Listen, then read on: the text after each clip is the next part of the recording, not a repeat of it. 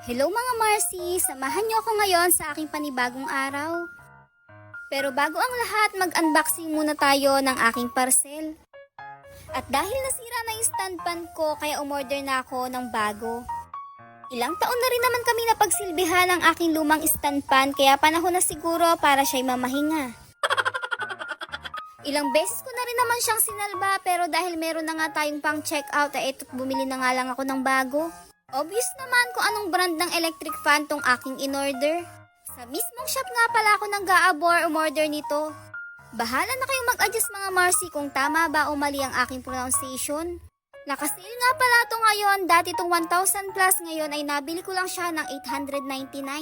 Dalawang kulay nga pala yung available nito, yung isa ay kulay blue. At dahil team aesthetic na nga tayo, kaya naman kulay puti ang aking kinuha. Madali lang naman tong assemblein, pero dahil nandito nga si Daddy, kaya sa kanya ko na pina-assemble. Plastic nga pala yung material na ginamit dito, kaya naman napakagaan niya. Sinukat ko pa nga dahil nung nakaupo ako, sabi ko ay mataas yata, pero nung tumayo naman ako ay okay lang dahil medyo mababa pa nga siya sa akin. At ayan, may idea na kayo mga Marcy kung gano'n nga lang ako kataas. Huwag kayong maingay, atin-atin lang, na mukha talaga akong pinabili lang ng suka sa personal. Anyway, sa kakadaldal ko nga at eto't okay na pala ang aming electric pan. Nagulat nga kami dahil napakalakas ng hangin niya. Sa tingin ko naman ay quality tong nabili ko at tatagal siya. Pagkatapos ko namang mag-unboxing, samahan niyo ako ngayon dahil magkakabit naman ako ng kurtina. Kausap ko nga pala dyan si Daddy dahil tinatanong ko sa kanya kung anong maganda dito sa kurtina.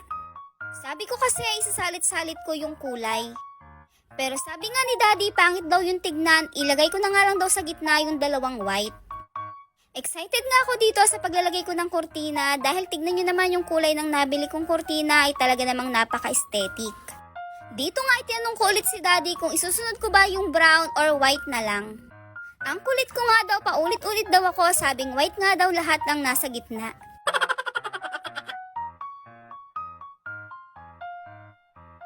At eto na mga Marcy ang kinalabasan ng aking ginagawa. Pero yung kalambo talaga ni Daddy Jan yung nagdala. Lipat naman tayo dito sa kabilang bintana. Wala pa nga ang bintana yan dahil tinanggal ni Daddy, papalitan niya nga daw ng white na bintana. Itim na sliding kasi yung dating nakalagay dyan, ngayon daw ay papalitan niya na nga. At itong kortina muna nga na ito ang nilagay ko dito dahil hindi pa ako nakakabili ng katulad ng isa. Kinuha ko nga lang yan dun sa loob namin sa isang bintana. Hindi naman siguro masagwan tignan mga Marcy kahit magkaiba sila ng kulay ano. Pakiramdam ko tuloy bigla akong naging yayamanin sa itsura ng aking sala. Anyways, kung gusto nyo rin ng kortina na ganyan na ilalagay ko yung link dyan sa comment. At eto naman ang itsura mga Marcy pag umaga. Salamat sa panonood. God bless!